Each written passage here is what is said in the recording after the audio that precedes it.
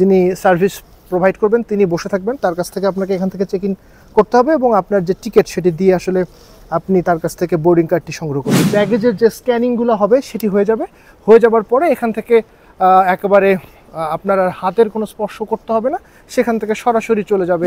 বেশ ভারী ব্যাগেজ রয়েছে, অর্থাৎ এখানে যে ব্যাগেজগুলো রয়েছে এখানে আরও বেশ কিছু ব্যাগেজ রয়েছে আমরা দেখতে পাচ্ছি।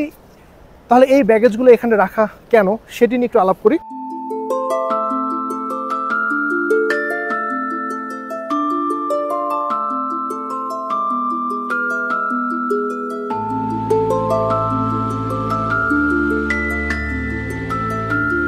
আমরা থার্ড টার্মিনাল একেবারে ভেতরে প্রবেশ করেছি টার্মিনাল ভবনে এবং দেখতে পাচ্ছেন চেক ইন কাউন্টারের মধ্যে আমরা এখানে রয়েছি, যেখান থেকে আপনাকে বোর্ডিং কার্ড সংগ্রহ করতে হবে। চলুন আমরা একটু দেখি ঠিক চেক ইন কাউন্টারগুলো কেমন। আমরা যদি ডান সাইডের দেখি তার আগে একটু আপনারা দেখছেন যে ডিপার্চার এবং অ্যারাইভাল, অর্থাৎ এয়ারপোর্টের আপনার ফ্লাইট কোথায় যাবে, কখন যাবে, টাইম কয়টায়, সেই বিষয়গুলো আপনি এখানে দেখতে পাবেন।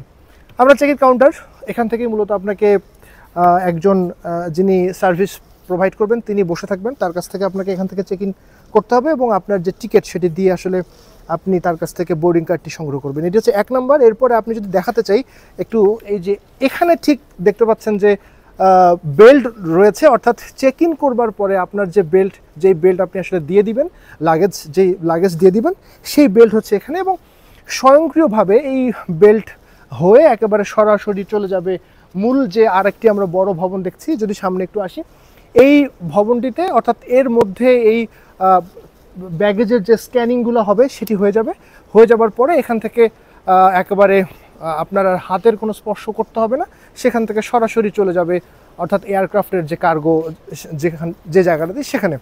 এবার যদি আমি আপনাকে একটা ব্যাপার দেখাতে চাই, তাহলে নিশ্চয়ই আপনারা এখানে দেখতে পাচ্ছেন যে এখানে বেশ কিছু ব্যাগেজ রাখা রয়েছে এবং আমরা যদি দেখি যে এখানে বেশ ভারী ব্যাগেজ রয়েছে, অর্থাৎ এখানে যে ব্যাগেজগুলো রয়েছে এখানে আরও বেশ কিছু ব্যাগেজ রয়েছে আমরা দেখতে পাচ্ছি। তাহলে এই ব্যাগেজগুলো এখানে রাখা কেন সেটি নিয়ে একটু আলাপ করি।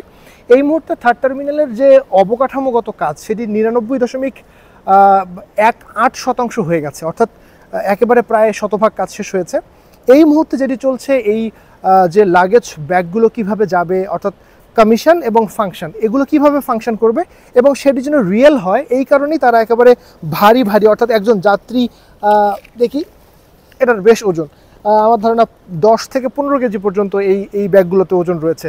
অর্থাৎ একজন যাত্রীর ঠিক ব্যাগেজ কেমন হবে, কি পরিমাণ হতে পারে, এবং সেটি আসলে যখন এটি দিয়ে দেওয়া হবে, অর্থাৎ এই যে রিয়েল টাইম যে এক্সপেরিয়েন্সটি নেওয়ার জন্যই মূলত এখানে কাজ চলছে। এবং সার্বিকভাবে যদি বলি তাহলে এখানে এই ধরনের যে কাউন্টার রয়েছে, মোট 115টি চেক ইন কাউন্টার রয়েছে। অর্থাৎ বর্তমান যে এয়ারপোর্টে আমরা যখন চেক ইন করতে যাই তখন ভিড়ে দাঁড়িয়ে থাকতে হয়, সেখানে এরকম কোনো চাপ থাকবে না। সো এই হচ্ছে চেক ইনের বিষয়। চলুন এবার ইমিগ্রেশন দেখাবো, আসুন।